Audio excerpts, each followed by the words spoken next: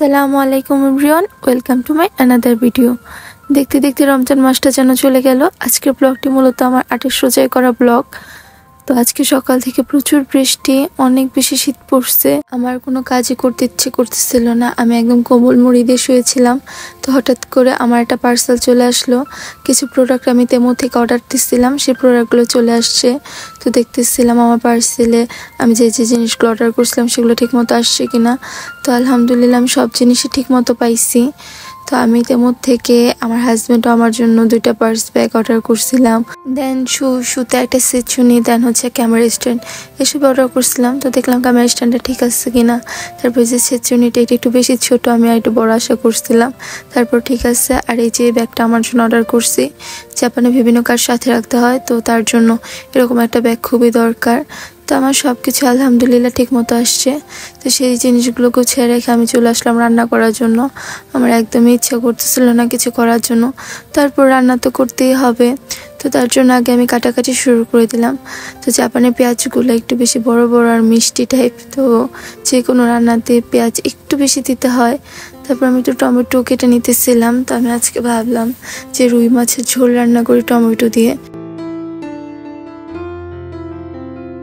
তারপর ফ্রিজ থেকে মাছের বক্সটা বের করে নিলাম।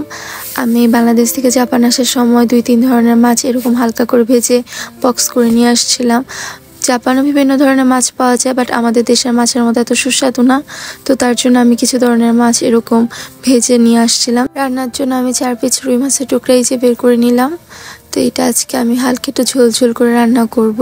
তো রান্না শুরু করে দিলাম। ফার্স্ট টাইম প্যানটা বসিয়ে দিলাম। প্যানটা গরম হয়ে গেলে এর মধ্যে আমি তেল দিয়ে দিলাম। যেহেতু আমরা 2জন মানুষ, আমাদের এত বেশি তরকারির প্রয়োজন হয় না, অল্প অল্প করে রান্না করলেই হয়। তো আমি রাত এবং আমাদের ভোর রাতে খাওয়ার জন্য একসাথে রান্না করে ফেললাম 4টা মাছের টুকরা। দেখতে দেখতে রমজান মাসটা চলে গেল। রমজান মাসটা আমাদের জন্য একটা অন্যরকম প্রশান্তিময় মাস।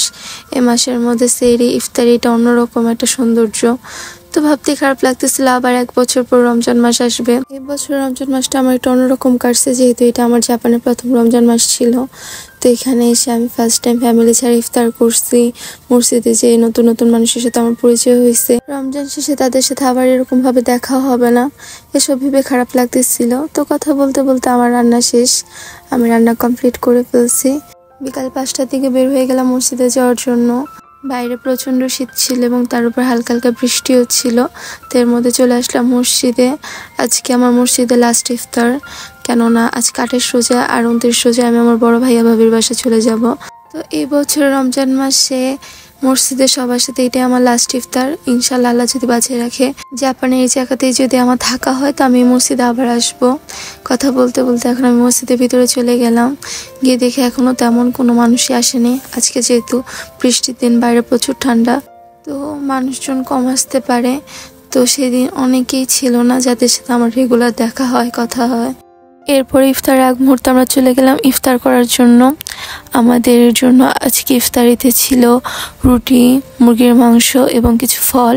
তো সবাই একসাথে বসে বলে ইফতার করার জন্য আমরা সবাইকে আগে ঈদ মোবারক বলতেছিলাম, কেননা ঈদ করার জন্য হয়তো আমরা এক একজন এক এক জায়গায় চলে যাব। তো সবার কাছে বিদায় নিয়ে নিতেছিলাম। এরই মধ্যে মাগরিবের আজান দিয়ে দিল, সবাই ইফতার শুরু করলাম।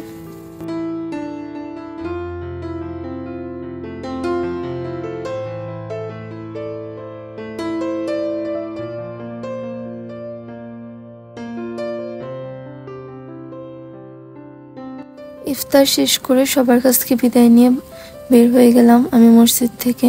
তো এখান থেকে আমরা চলে যাব সুপারমার্কেটটা ঘুরে ঘুরে দেখতেছিলাম এখানে কি কি পাওয়া যায়, সবকিছু দাম কেমন। সবকিছু দেখে হঠাৎ করে আমার চোখে পড়লো রামেন নাই, বাসায় শেষ হয়ে গেছে। তো আমরা এখান থেকে 1 প্যাকেট রামেন নিয়ে নিলাম। আমার রামেন খুবই পছন্দ, আমার হাজব্যান্ডেরও খুব পছন্দ। তো বিল পেমেন্ট করে আমরা এখন চলে আসলাম বাসায় এসে সাথে সাথে আমি এসি অন করে দিলাম ঘরটা গরম রাখার জন্য। এত বেশি শীত পড়ছে হঠাৎ করে, যা বলার বাইরে। তারপর আমি ভাত রান্নার জন্য বসিয়ে দিলাম।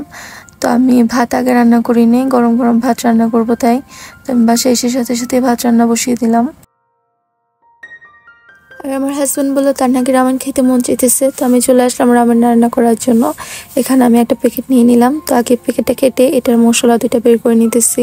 রামেনের এই রেড সসটা এত বেশি ঝাল, পুরাটা দিলে একদম খাওয়াই যায় না। আমি ফার্স্টেই নুডলসটা সিদ্ধ হওয়ার জন্য বসাই দিলাম। নুডলসটা সিদ্ধ হয়ে আসলে আমি সস দিয়ে দিলাম। সসটা আমি পুরাটা দিব না, পুরা সস দিলে প্রচণ্ড ঝাল হয়। তো আমার হাজব্যান্ড এত বেশি ঝাল খায় না। আমার ঝাল খেতে খুব পছন্দ, বাট এত বেশি ঝাল খাওয়া ভালো না শরীরের জন্য, তো আমি পুরোটা সস দিই না। তো আমার রামেন রান্না শেষ। আমি এখন উপরে 2টা ডিম ডেকোরেশন করে দিয়ে দিব। এটা খুবই সহজ রান্না, ঝটফট রান্না। তো আমার রান্না করা শেষ, নিয়ে চলে গেলাম আমার হাজব্যান্ডের কাছে। সেও খুব মজা করে খেলো রামেনটা, বাট আমি এই রামেনটা খাবো না এই রাতে। তো আমি বসে পড়লাম ভাত খাওয়ার জন্য। আমার মাছ ভুনাটা অনেক বেশি মজা হয়েছিল, মাশাল্লাহ মাশাল্লাহ। মাঝে মাঝে আমার রান্না খুব বেশি মজা হয়, আমি নিজের রান্নার প্রেমে পড়ে যাই।